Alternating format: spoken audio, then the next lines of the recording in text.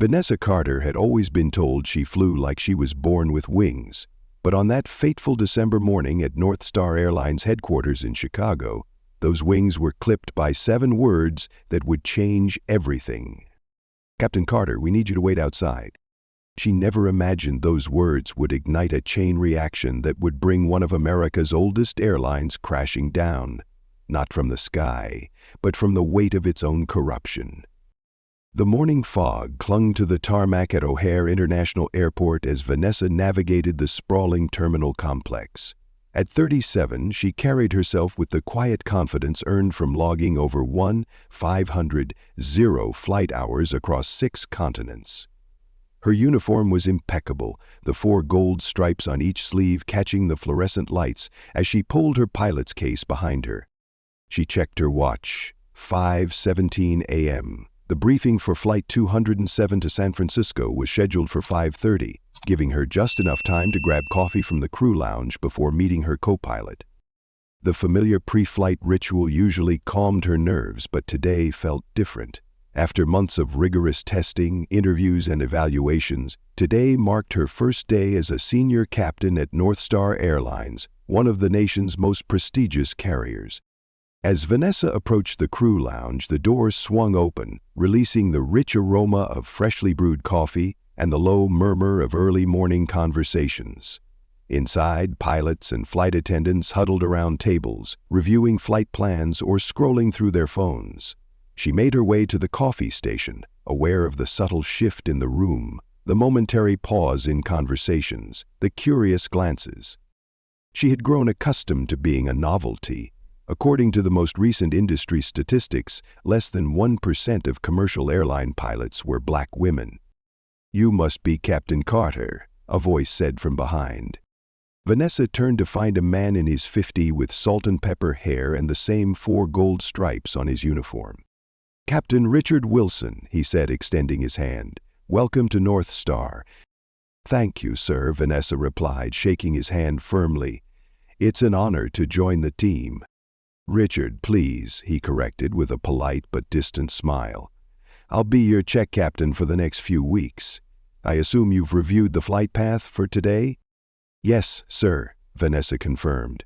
"I've memorized North Star's SFO approach procedures and studied the weather patterns.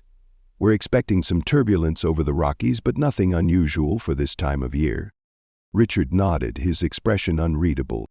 "Good. The crew is waiting in briefing room C. I'll meet you there in 5. As he walked away, Vanessa felt a knot forming in her stomach. She had learned to read people quickly, a necessary skill when your life depended on clear communication in the cockpit. Something about Wilson's demeanor set off warning bells. She had encountered countless men like him, men who smiled while silently calculating all the ways she might fail. Vanessa took a deep breath and poured her coffee, adding a splash of cream. As she stirred, she caught sight of her reflection in the metallic surface of the coffee machine. Her father's words echoed in her mind. "You'll have to be twice as good to get half as far." She had lived by those words, graduating top of her class at the Air Force Academy, serving 8 years as a military transport pilot, including 3 tours in Afghanistan, before transitioning to commercial aviation 5 years ago. When she entered briefing room C, the space buzzed with activity. 6 flight attendants and her co-pilot, First Officer James Chen, were already seated around the table. James, a young Asian American pilot with just under 5 years of commercial experience, stood as she entered. "Captain Carter," he said with a genuine smile. "I've heard great things. Looking forward to flying with you." Before Vanessa could respond, the door opened again. Executive Operations Director Scott Hargrove entered, followed by Richard Wilson. Scott, a tall man with a perpetual frown, cleared his throat.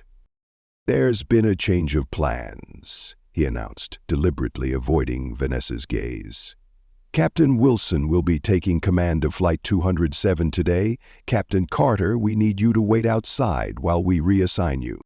The room fell silent. Vanessa felt all eyes on her, heat creeping up her neck. "May I ask why?" she said, struggling to keep her voice even. "I was scheduled for this flight weeks ago." Scott glanced at Wilson before responding. "It's a matter of experience. San Francisco is a challenging approach, and given your unfamiliarity with our protocols—" "With all due respect," Vanessa interrupted, "I've flown into SFO 73 times over the past decade, including during severe weather conditions. My qualifications were thoroughly reviewed during the hiring process." "Captain Carter," Scott said, his tone hardening, "this isn't up for discussion. Please wait outside for a moment." Vanessa considered pushing back further, but she knew this wasn't the battle to fight, at least not yet. With as much dignity as she could muster, she nodded, set down her flight documents, and walked out of briefing room C. The hallway outside felt colder than it had moments before. She leaned against the wall, her mind racing. In her 13 years of flying, she had faced discrimination in countless forms, from passengers requesting a different pilot upon seeing her, to colleagues making snide comments about affirmative action. But this felt different, more calculated, more deliberate. 10 minutes passed before the door opened again. Instead of Scott Hargrove or Richard Wilson, it was James Chen. He stepped out, looking uneasy. "Sorry about that, Captain," he said, keeping his voice low. "For what it's worth, I think it's complete nonsense." Vanessa exhaled slowly. "What did they say after I left?" James hesitated. "They claimed it was standard procedure for new captains, but—" He trailed off, glancing down the hallway. "Look, I've been here 3 years. I've seen 4 new captains start. None of them got pulled from their first flight." A familiar heaviness settled in Vanessa's chest. "Thanks for telling me," she said. "There's more," James added, leaning closer. "I've been assigned as Captain Wilson's co-pilot, but they want you to shadow Flight 422 to Seattle. It's a short hop. They say it's to help you acclimate to company procedures." He made air quotes with his fingers. Vanessa nodded slowly. "And who's captaining that flight?" "Harold Simmons." The name struck like a hammer blow. Filing a complaint on her first day would brand her as difficult, no matter how justified she was. She had spent her career navigating these treacherous waters, knowing when to speak up and when to bide her time. "I'll handle Flight 422 first," she decided. "But I appreciate the heads up, James. Not everyone would stick their neck out like that." He nodded, understanding the unspoken calculation. "Good luck with Simmons. He can be old-fashioned." Vanessa almost laughed at the euphemism. "I've dealt with old-fashioned before." As James walked away, Vanessa's phone vibrated in her pocket. It was a text from her younger sister Camille, a rising attorney at a Chicago law firm. "Knock 'em dead on your first day, sis. So proud of you." Vanessa stared at the message, emotions warring within her, pride in how far she had come, anger at the situation, and determination not to let this setback define her. She typed back a quick reply, "All good here, tell you about it tonight." Tucking her phone away, she took a deep breath and made her way through O'Hare's corridors toward Gate E12, where Flight 422 to Seattle was preparing for departure. Captain Harold Simmons, a man in his early 60s with thinning gray hair and a permanent scowl, acknowledged her presence with nothing more than a curt nod before proceeding to ignore her entirely during pre-flight preparations. The first officer, a nervous-looking man named Peter Lawson, shot her occasional apologetic glances but remained silent. Vanessa sat in the jump seat behind them, observing as they went through the checklist. Simmons' methodical approach to flight preparation was impressive, she had to admit. Whatever his personal failings, the man knew how to fly. But as the Boeing 737-800 pushed back from the gate, Simmons finally addressed her. "I don't know what kind of operation you came from, Captain Carter," he said without turning around, "but at North Star we do things by the book, no shortcuts, no improvisations." The implication was clear. Captain Simmons assumed she was less rigorous, less professional. "I understand, Captain," Vanessa replied, keeping her voice neutral. "Standardization is the foundation of safety." Simmons grunted in response, seemingly disappointed she hadn't taken the bait. The flight from O'Hare to Seattle-Tacoma International was mercifully short, just under 2 hours. Throughout the journey, Captain Simmons made a point of narrating his actions in a condescending manner, as if Vanessa were a novice rather than an experienced pilot with thousands of flight hours. She absorbed the humiliation silently, focusing instead on observing North Star's specific procedures and protocols. During the descent into Seattle-Tacoma International, however, Simmons made an error, minor but noticeable. He entered the wrong frequency for approach control. First Officer Lawson either didn't catch it or was too intimidated to speak up. Vanessa hesitated for a split second before deciding to intervene. "Captain," she said calmly, "I believe Seattle approach is on 128.35 today, not 124.75. The cockpit went silent. Simmons' shoulders tensed visibly before he checked the approach chart. "That's correct," he said stiffly, adjusting the radio. "Thank you, Captain Carter." The acknowledgement clearly cost him. Vanessa expected that would be the end of their interaction, but as they taxied to the gate after landing, Simmons surprised her. "You have a good eye," he admitted, still not looking at her. "Most wouldn't have caught that." "Thank you, sir." "Don't misunderstand," he continued, his voice hardening. "One good catch doesn't make you North Star material. This airline has standards, traditions. Not everyone fits." Vanessa felt a cold anger rise within her. "With respect, Captain," she said evenly, "traditions evolve. They have to." Simmons finally turned to face her, his pale blue eyes cold. "Not at North Star, they don't." The rest of the day passed in a blur of passive-aggressive slights and thinly veiled hostility. After returning to O'Hare that afternoon, Vanessa was informed by a terse email from operations that she would be shadowing different captains for the remainder of the week, all men, all with reputations similar to Harold Simmons. The pattern was obvious. They were hazing her, hoping she'd quit. That evening, Vanessa sat in her newly rented apartment in Chicago's Lincoln Park neighborhood, a glass of Cabernet in hand as she video-called her sister. "They did what?" Camille's indignation filled the screen, her legal training immediately evident in her sharp questions. "Vanessa, that's textbook discrimination. You could sue them into oblivion." Vanessa sighed, sinking deeper into her couch. "And then what? Be known as the black woman who sued her way into the cockpit? I'd never have the crew's trust." Camille's frustration was palpable. "So you're just going to take it? That's not the Vanessa I know." "I didn't say that," Vanessa replied, a hint of steel entering her voice. "I said I'm not suing. Yet, there are other ways to fight." Camille leaned forward, her expression focused. "What's your plan?"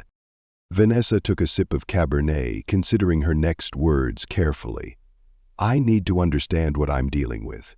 This feels organized, systemic. I need to know if this is just a few dinosaurs hanging on, or if it goes deeper." "Be careful, sis," Camille warned. "These corporate types protect their own." "I know, but I didn't come this far to be pushed out before I even get started." Later that night, unable to sleep, Vanessa opened her laptop and began researching North Star Airlines more thoroughly. Founded in 1967 by aviation pioneer William North, the company had grown from a regional carrier to a national airline with international roots. Its safety record was solid, if unexceptional. But its leadership? Overwhelmingly white, overwhelmingly male. Only 2 women sat on the board of directors. Not a single person of color held an upper management position. More telling were the employee reviews on various job sites. Scanning dozens of posts, Vanessa noticed a pattern. Glowing reviews from white male employees contrasted with less enthusiastic ratings from women and minorities, who frequently mentioned an old boys network and an unwelcoming atmosphere, though few provided specifics. Repeated phrases jumped out at her. Old boys club, unwelcoming culture, hard to move up. Vanessa sat back in her chair, staring at the screen. This wasn't just about her. It never had been. Determined to dig deeper, She searched for any lawsuits or complaints against North Star Airlines. She found 3 discrimination suits in the past decade, all settled out of court with non-disclosure agreements. 2 involved female flight attendants, while the third concerned a Hispanic ground crew supervisor. She was about to close her laptop when a news article from 8 months ago caught her eye. North Star Airlines faces FAA scrutiny over maintenance logs. The piece was brief, stating that the Federal Aviation Administration was conducting a routine review of North Star's maintenance procedures after minor discrepancies were found in their documentation. Vanessa bookmarked the article, making a mental note to investigate further. It might be nothing. Airlines faced FAA reviews periodically, but something about the timing nagged at her. North Star had recently expanded its routes to include more international destinations, putting pressure on its maintenance teams to keep planes in service. Could corners be getting cut? The next morning, Vanessa reported to O'Hare for her shadowing assignment on Flight 865 to Denver. This time, she was paired with Captain Andrew Peterson, a veteran pilot with over 20 years at North Star. To her surprise, Peterson turned out to be cordial, if a bit reserved. Mid-flight, after they reached cruising altitude over Iowa at 36,000 feet, he finally spoke. "For what it's worth," he said quietly, "not all of us agree with how you're being treated." Vanessa studied him carefully. "But you're not speaking up either." Peterson had the grace to look embarrassed. "It's complicated. North Star is traditional." That word again, Vanessa had heard it so many times it was starting to sound like an excuse. "Seems to cover a multitude of sins," she remarked. Peterson sighed, lowering his voice further. "Watch yourself around Scott Hargrove and Richard Wilson. They've been friends for 30 years. Hargrove protects Wilson and his circle, no matter what." Vanessa frowned. "No matter what?" Peterson's expression shifted. A flash of unease crossed his features. I didn't say that." "You didn't have to," Vanessa replied. "Is there something I should know?" Peterson faced forward again, his posture stiffening. "I've said too much already. Just keep your eyes open." The cryptic warning stayed with Vanessa throughout the day. Between flights, she made a point of visiting the maintenance hangar at O'Hare's West Terminal, introducing herself to the ground crew under the pretense of learning North Star's procedures. Most were polite but distant. One technician, however, a middle-aged black man named Marcus Jennings, warmed up when they discovered they had both grown up in Detroit. "I've been keeping these birds in the air for 23 years, Marcus told her as he inspected an engine cowling on a Boeing 737-800. "Seen a lot of changes, not all good." "How so?" Vanessa asked casually. Marcus glanced around before answering. "New management's been pushing us to speed things up. More flights, less turnaround time. Some checks that used to be mandatory now at the technician's discretion." Vanessa felt a chill. "Is that legal?" she asked, keeping her voice low. Marcus grimaced. "Gray area. They've got fancy lawyers who know how to word things so it sounds legit. But between us, I wouldn't put my family on some of these planes." Before Vanessa could press further, a supervisor appeared, eyeing their conversation suspiciously. Marcus quickly returned to his work, and Vanessa thanked him before walking away from the maintenance hangar, her mind racing with implications. Over the next 2 weeks, Vanessa endured the humiliation of being treated like a rookie at North Star, despite her 13 years of experience. She was assigned to the least desirable routes out of O'Hare, given minimal rest between flights, and subjected to excessive scrutiny of her performance. Yet she persisted. With each passing day, she built a mental catalog of every slight, every deviation from protocol, and every hint of something more sinister lurking beneath the surface of North Star Airlines. Beneath the airline's polished exterior, Vanessa quietly began forming alliances. First Officer James Chen, who continued to express his support, Lauren Park, a senior flight attendant who had fought her own battles with the company's culture, and Marcus Jennings from maintenance, who gradually shared more concerning details about shortcuts. Vanessa was careful in these conversations, never explicitly stating her suspicions or intentions, but making it clear she valued truth and safety above all. 3 weeks into her employment, she was finally assigned to captain a Flight A red eye from Chicago to Las Vegas, Flight 889. Typically unpopular due to the late hour and often rowdy passengers, the assignment seemed suspect. James had been assigned as her first officer, which she suspected was no coincidence. If they expected her to fail, they'd want a friendly witness. The pre-flight inspection raised Vanessa's first serious red flag. As she examined the maintenance log in the cockpit, she noticed discrepancies in the dates of several routine checks on the Boeing 737-800. When she questioned the ground crew at Gate C-22, they assured her everything was within parameters. Not satisfied, Vanessa insisted on a more thorough inspection, delaying the flight by 20 minutes. A cardinal sin in the airline industry's on-time departure culture. "Are you sure that's necessary, Captain?" James asked nervously as she meticulously went through the aircraft systems. "Dispatch is already asking about our delay." "Better 20 minutes late than not arriving at all," Vanessa replied, continuing her checks. Something didn't add up in these logs. Eventually, she cleared the aircraft for departure but filed a detailed report noting her concerns. The flight itself went smoothly, landing in Las Vegas on time despite the delayed departure. But upon their return to O'Hare the next morning, Vanessa was summoned to Scott Hargrove's office on the executive floor of North Star headquarters. Hargrove wasted no time on pleasantries. "Captain Carter, I understand you delayed Flight 889 last night with an unnecessary inspection." Vanessa sat straight, meeting his gaze. The maintenance logs showed inconsistencies that warranted further examination.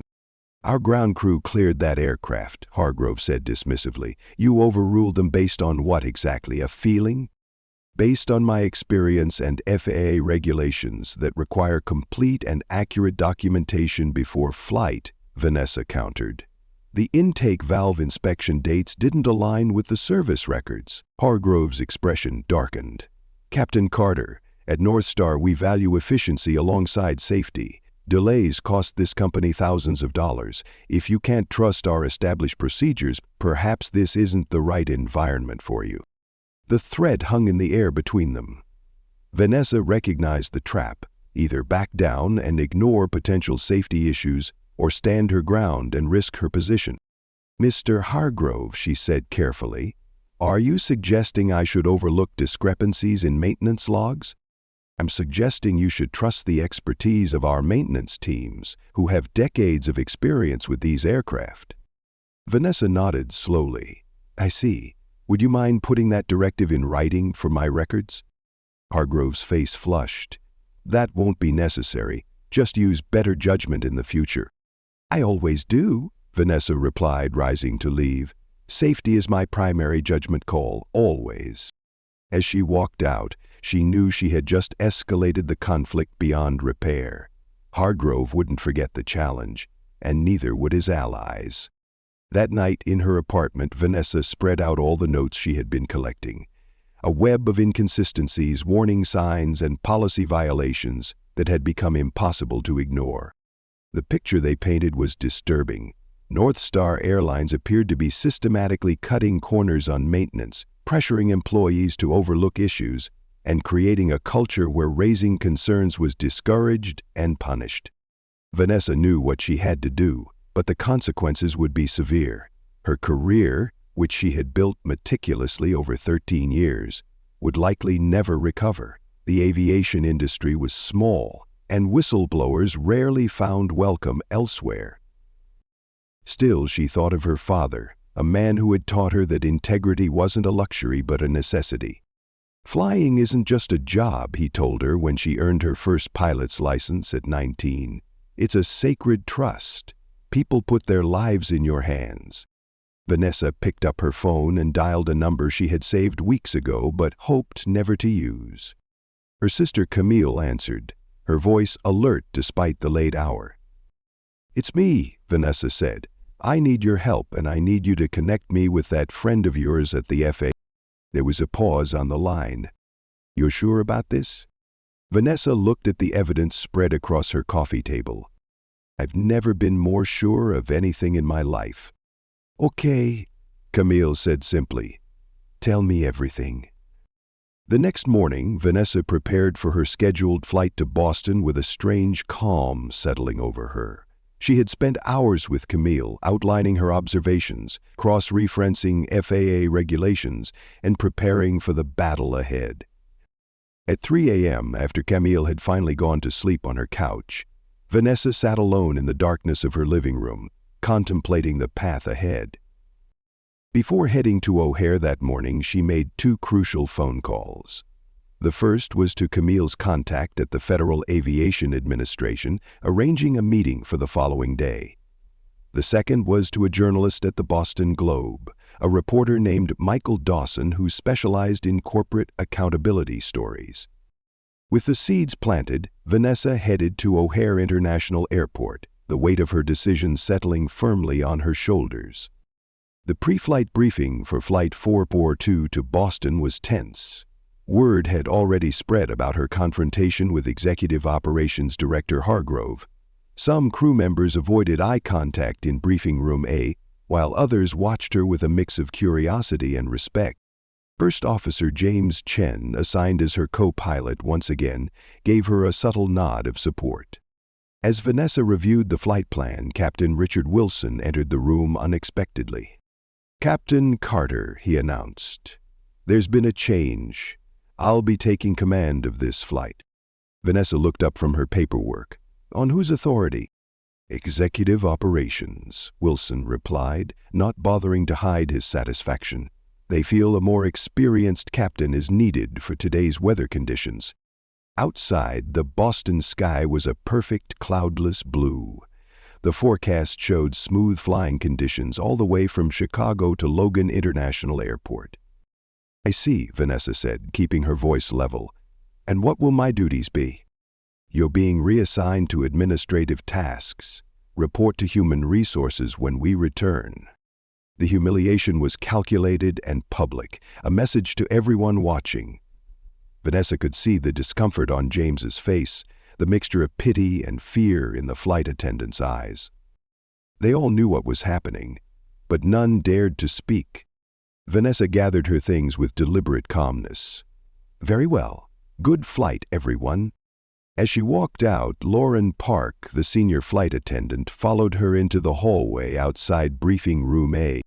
"This isn't right," Lauren said in a hushed voice. "What they're doing to you." "It's okay," Vanessa assured her. "Some battles aren't meant to be fought in the open." Lauren hesitated, then pulled out her phone.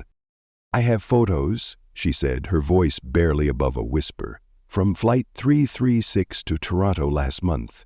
The cabin pressure valve on the Airbus A320 had a crack. Visual inspection failed. They cleared it anyway because delaying would have triggered crew rest requirements and canceled 3 more flights." Vanessa's heart raced. "Lauren, that's serious." "I know. That's why I documented it. I've been keeping records for months." "But I was afraid," Lauren said, trailing off as she looked over her shoulder down the empty hallway. "I could lose everything." "You still could," Vanessa warned. "Are you sure?" Lauren nodded firmly. "What's the point of having a career if people could die because I stayed silent?" Vanessa felt a surge of emotion, gratitude, admiration, and a renewed sense of purpose. "Send everything to this email," she said, scribbling an address on a piece of paper from her flight logbook. "It's secure, and, Lauren, thank you." Throughout the day, Vanessa moved through North Star's Chicago headquarters with a deliberate air of compliance. She reported to Human Resources as instructed, where she was informed she was being placed on administrative review pending an evaluation of her compatibility with the company culture. The HR representative, a nervous young man named David Wells who couldn't meet her eyes, had her surrender her pilot's ID badge. Vanessa accepted the restrictions without complaint, knowing that appearances mattered now more than ever. The temporary visitor badge she was issued severely limited her access to most areas of North Star's headquarters. As she sat in the bland corporate HR waiting area on the third floor, completing pointless paperwork designed to occupy her time, her phone vibrated with incoming messages. "James Chen, this is wrong. Let me know how I can help." "Marcus Jennings, need to talk. Maintenance Bay 34, 4:30. Important." The most surprising message came from Peter Lawson, who had flown with her and Captain Simmons to Seattle.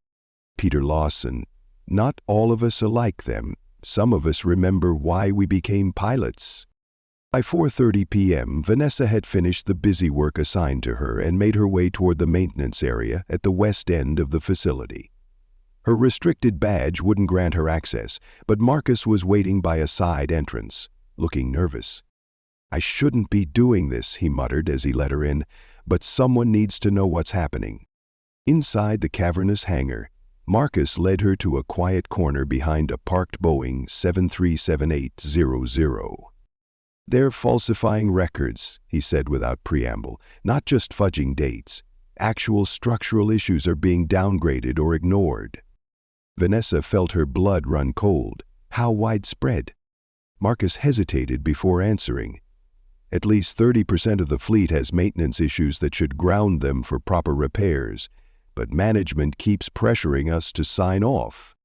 "And if someone refuses?" Vanessa pressed. Marcus looked away. "They disappeared, transferred, fired for unrelated reasons, or worse, accidents."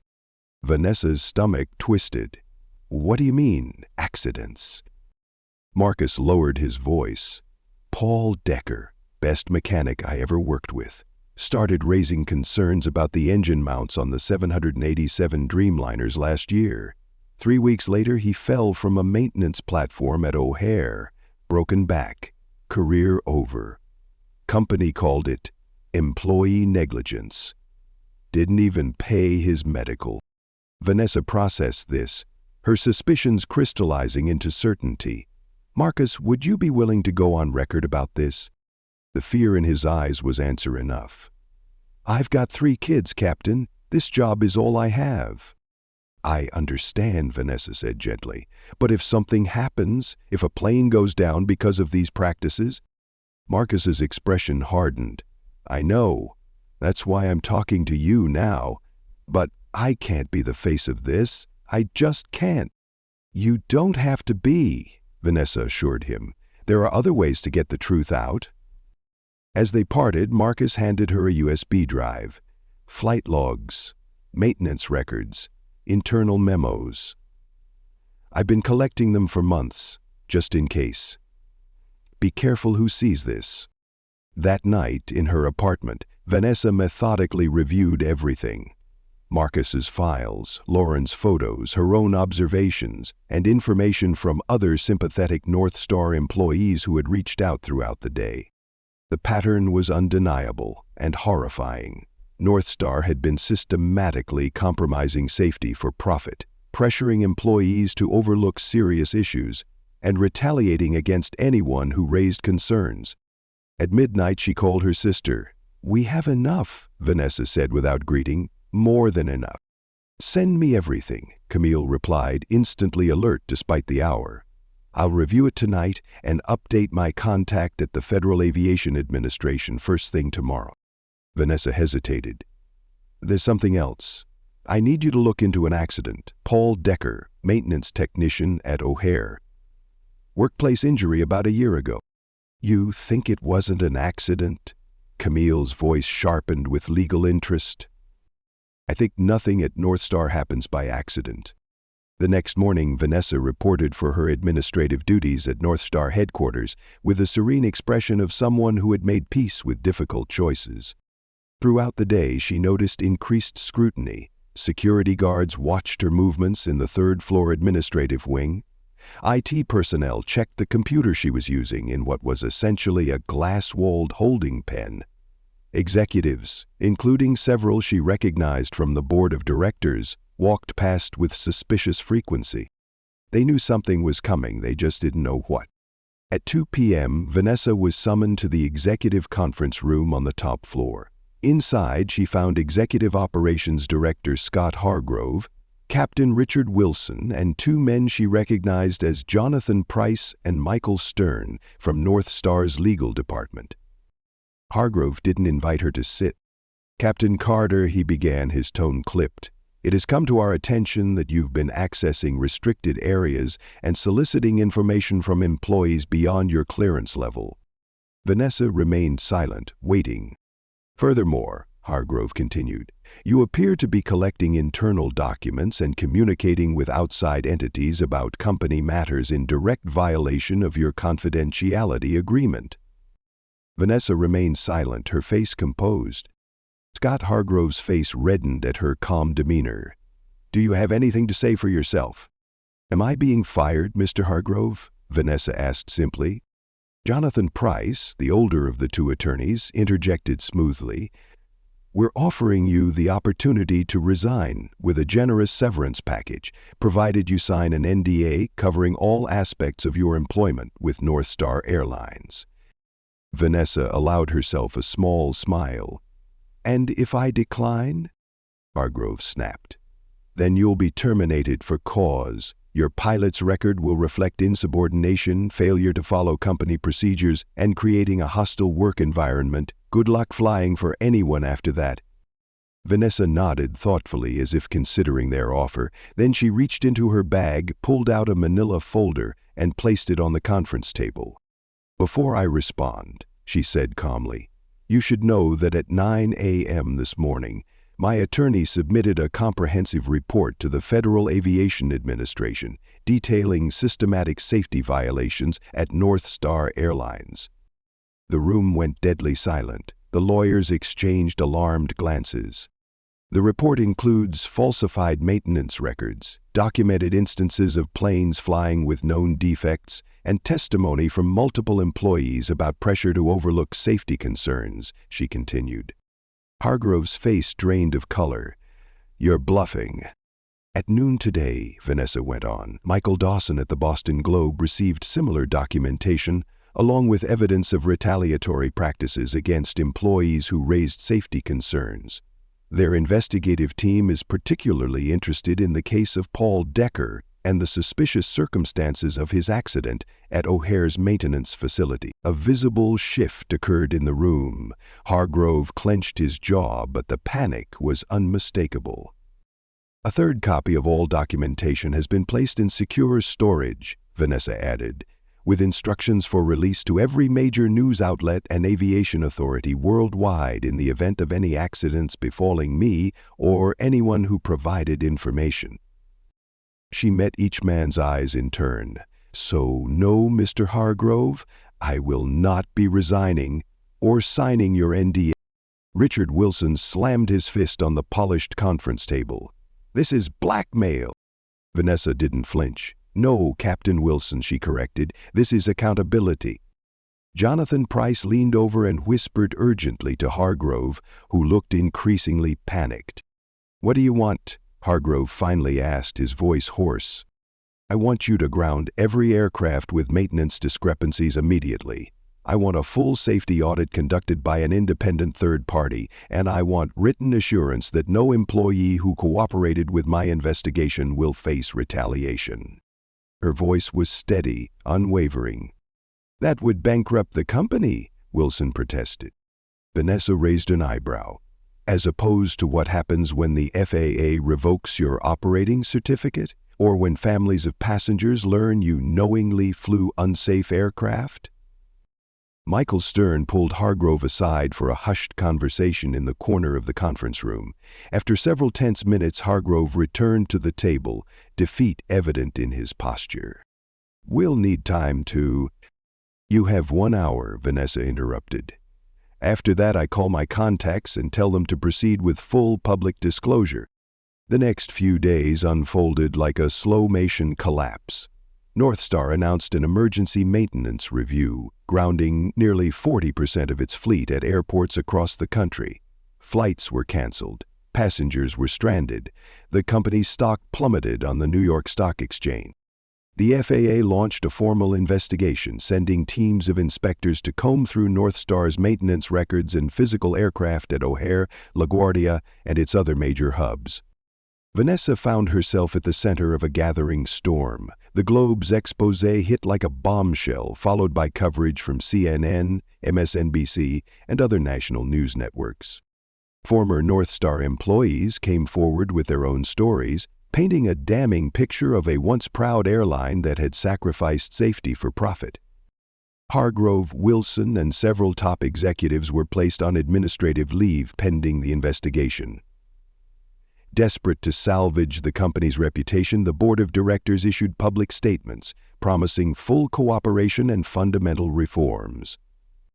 6 weeks later, Vanessa sat in a small cafe across from North Star's Chicago headquarters, watching as workers removed the company's iconic blue and silver logo from the building facade. The airline had filed for bankruptcy protection after the FAA revoked its operating certificate, citing willful and systemic disregard for basic safety protocols. James Chen slid into the seat across from her, looking both exhausted and oddly energized. "It's official," he said. "Atlantic Airways is purchasing North Star's assets and offering positions to all certified staff. Except the executives under investigation, of course." Vanessa sipped her latte in the Windy City Cafe just across from the once proud North Star headquarters. "And you? Have they approached you?" James nodded. "Senior First Officer track." He smiled. "You?" Vanessa exhaled slowly, looking out the window as workers removed the last remnants of North Star's blue and silver logo from the Chicago skyline. "I'm still considering my options." In truth, Vanessa had received offers from 3 different airlines, United, Delta, and American, all eager to demonstrate their commitment to safety and diversity by hiring the whistleblower who had brought down North Star. She had also been approached about consulting roles with the Aviation Safety Alliance and the Flight Standards Institute, and even a book deal from Penguin Random House. "Whatever you decide," James said seriously, "you change things. Not just at North Star. The whole industry is doing internal audits now. Afraid they'll be next." Vanessa thought about the cost, the stress, the fear, the sleepless nights, wondering if she was doing the right thing. She thought about Marcus Jennings, who had been hired as Atlantic Airways head of maintenance quality control at O'Hare, about Lauren Park, now training to become a safety officer at their Denver hub, about all the employees who had risked everything to stand for what was right. Most of all, she thought about the passengers, who would never know how close they had come to disaster, how many lives had been saved by people brave enough to speak up. "We all change things," she corrected James gently. "All of us, together." As they sat there watching North Star's final dismantling, Vanessa's phone rang. It was Camille. "Have you seen the news?" her sister asked without preamble. "About the Atlantic Airways purchase? James just told me." "No, about Scott Hargrove and the others. The Justice Department just announced criminal charges. Reckless endangerment, fraud, obstruction of justice. They're facing actual prison time." Vanessa closed her eyes. A complex emotion washed over her. Not satisfaction exactly, but a sense of completion, of justice served. "There's something else," Camille continued. "The Federal Aviation Administration is creating a new Aviation Safety Oversight Committee. They want you on it." Vanessa watched as the last piece of North Star's logo was pulled down, leaving only the ghost of its outline on the building wall. "Tell them I'll consider it," she said. 3 months later, Captain Vanessa Carter guided a Boeing 787 Dreamliner into the skies above Boston's Logan International Airport. The 4 gold stripes on her sleeve caught the morning sunlight as Atlantic Airways Flight 27 to San Francisco climbed smoothly through scattered clouds. 243 passengers had placed their trust in her hands. In the first officer's seat beside her, a young black woman named Tasha Williams monitored the instruments with focused precision. "Beautiful day for flying," Vanessa commented as they reached cruising altitude over the Berkshire Mountains. "Perfect," Tasha agreed. After a moment's hesitation, she added, "Captain, I just wanted to say, what you did at North Star, it's why I kept pursuing aviation. When everyone told me to give up." Vanessa smiled, remembering her own journey, all the obstacles she had overcome since earning her first pilot's license at 19. "The sky belongs to all of us, First Officer Williams. Never forget that." As they soared above the clouds at 3,800 feet, Vanessa thought about the words that had started it all. "Captain Carter, we need you to wait outside," and how they had set in motion events that transformed an industry. Sometimes, she reflected, the most important journeys begin with a door closing in your face, but the sky has no doors, only horizons, waiting to be crossed. Late that evening, as Vanessa completed her flight log in Atlantic Airways' Modern Operations Center at San Francisco International Airport, she noticed a framed quote on the wall, one that hadn't been there during her previous rotation. It was from her testimony before the Congressional Transportation Committee in Washington, D.C., words she had spoken when asked why she had risked everything to expose North Star's practices. In aviation, the truth isn't just a virtue, it's a necessity. The sky forgives many things, but it never forgives lies. She touched the frame lightly, remembering the day she had spoken those words, how her voice had trembled slightly, but her conviction had remained unshakable. In that moment, surrounded by powerful men who had never faced the barriers she had overcome, Vanessa had found a strength she hadn't known she possessed. Not just the courage to speak truth to power, but the wisdom to understand that some battles transcend personal interests. The aviation industry was changing, slowly perhaps, and with resistance from those who clung to outdated traditions. But changing nonetheless. Atlantic Airways had implemented a blind application process for new pilots, focusing on qualifications rather than names or backgrounds. They had revamped their reporting systems to protect whistleblowers, and they had established an independent safety council with actual authority to ground aircraft when necessary, without fear of retaliation. This fundamental shift had changed the industry. Other airlines were following suit, recognizing that diversity wasn't just a buzzword, but a critical safety asset. Different perspectives led to different problem-solving approaches, creating a more robust and secure system. Vanessa's phone buzzed with a message from Camille. "Camille, dinner tomorrow. Big news to share." Vanessa smiled, typing back, "Your place? I'll bring that Cabernet you like." As she gathered her things to leave the operations center at San Francisco International, she paused at the window, watching as ground crews prepared aircraft for the next day's flights. Technicians moved with purpose, inspecting, checking, verifying. No corners were cut, no details overlooked. In the distance, an Atlantic Airways Boeing 777 took off, its lights disappearing into the night sky. Vanessa had always loved that sight, the miracle of human ingenuity lifting thousands of pounds of metal into the air, defying gravity through scientific precision and sheer determination. But now it carried new meaning. Each departing plane represented more than technological achievement.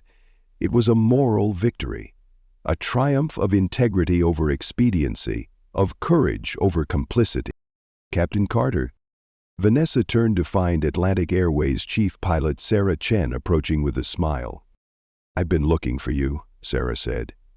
"The Academy of Aviation Safety wants you to speak at their annual conference in Chicago next month. Something about changing corporate culture from within." Vanessa laughed softly. "Not sure I'm the best example of working within the system." "Sometimes breaking the system is exactly what's needed to rebuild it properly," Sarah replied. "Will you consider it?" Vanessa looked back at the night sky, at the distant plane now just a moving star among the real ones. "Yes," she said.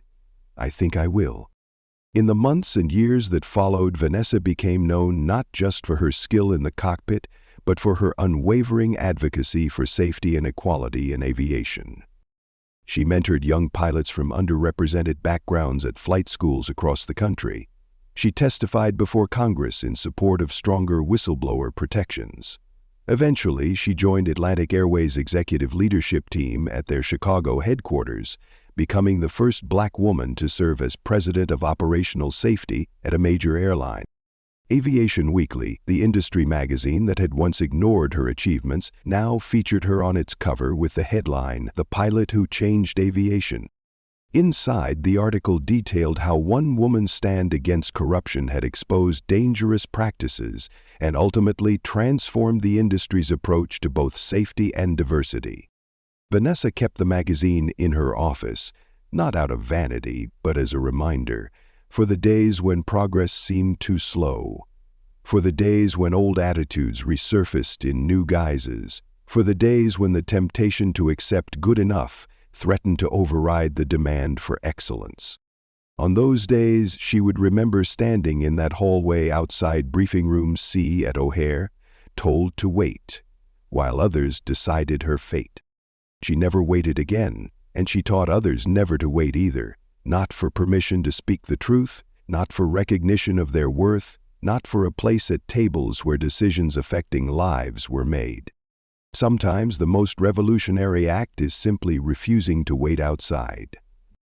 On the 5th anniversary of North Star's collapse, Vanessa received an unexpected email while working in her office at Atlantic Airways headquarters. The sender's name made her pause. Richard Wilson. "Captain Carter," it began, formally. "You may be surprised to hear from me.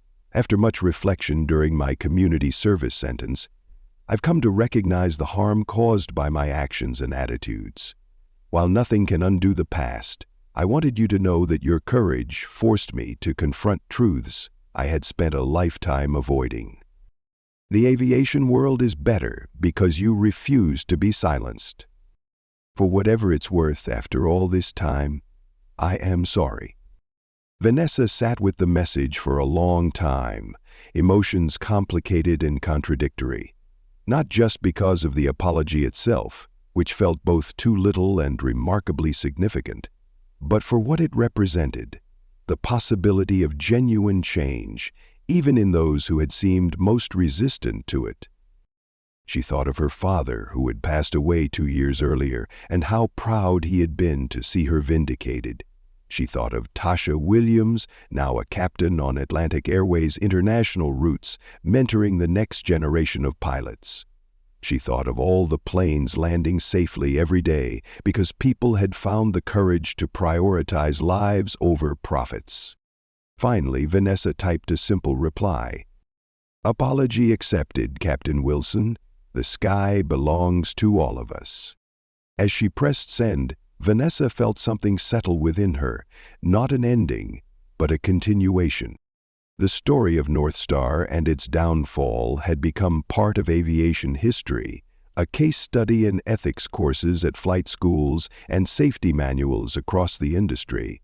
But Vanessa's story continued to unfold, page by page, flight by flight, truth by truth.